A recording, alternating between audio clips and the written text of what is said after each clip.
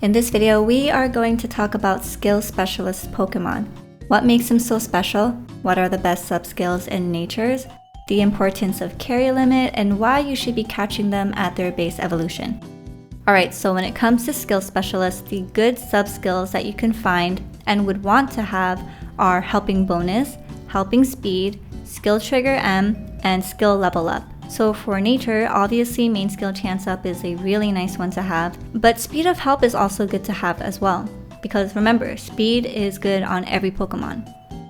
Main skill chance down will decrease the odds of your Pokemon triggering their main skill by 20%, but a skill trigger S sub-skill will bring it up to 18%, while the skill trigger M brings it up to 36%. Skill level up is especially helpful for free-to-play players because then it doesn't require you to use a sub-skill seed. And sub-skill seeds for free-to-play players are harder to get your hands on as opposed to main skill seeds. It was only recently that main skill seeds were added into the exchange shop. The game does reward you with sub-skill seeds for meeting certain objectives, but other than that, the only other way for you to get a sub-skill seed is if you are a premium pass member and you have access to the premium shop. So if you're free to play, skill level up is really nice because it just makes it even more cheaper for you to invest in your Pokemon without having to use those precious sub-skill seeds. Catching a skill Pokemon at its base evolution is very encouraged because every time you evolve, you get your carry limit increase and you get your main skill chance increase. So it is in your best interest to raise Pokemon, especially skill type Pokemon, at its base evolution. Wigglytuff has 2 evolutions. So from Igglybuff to Jigglypuff, that's a +1 on its main skill. From Jigglypuff to Wigglytuff, that's another +1 on its main skill. So what is its main skill level now? By the time it reaches Wigglytuff, it'll be main skill level 3. So as you can see over here, this is my Wigglytuff. I was really lucky in catching a good one because as you can see, the very first skill is skill level up M, and this raised my Pokemon's main skill by 2. So by the time my Igglybuff reached a Wigglytuff, its main skill level was level 3.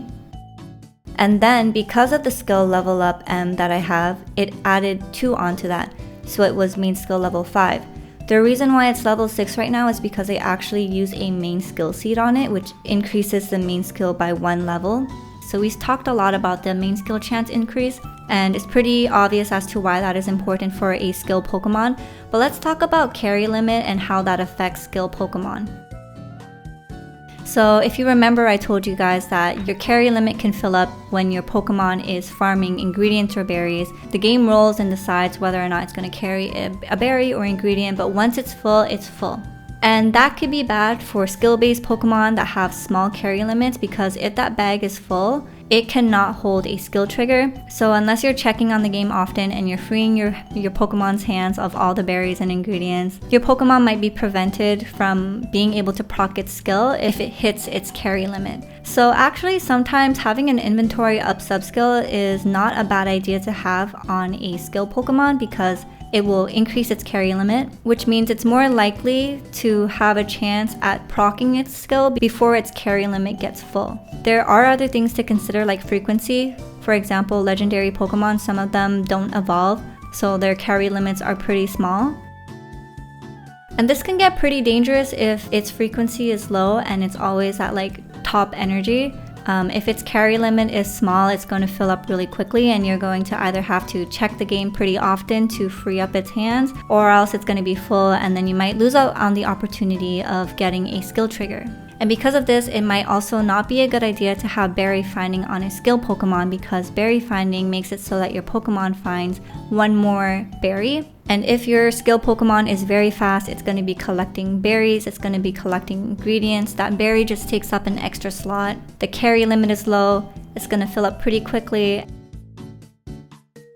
And it might not be able to hold a skill trigger by the time you log into the game and decide to collect everything. Because once their carry limit is reached, they can't hold a skill trigger. So berry finding S is not a bad skill to have on a skill Pokemon. It really depends on other factors though, like frequency, carry limit, stuff like that. But if you really want to min-max, having a berry finder on your skill Pokemon might prevent it from proccing its skill as often as you would.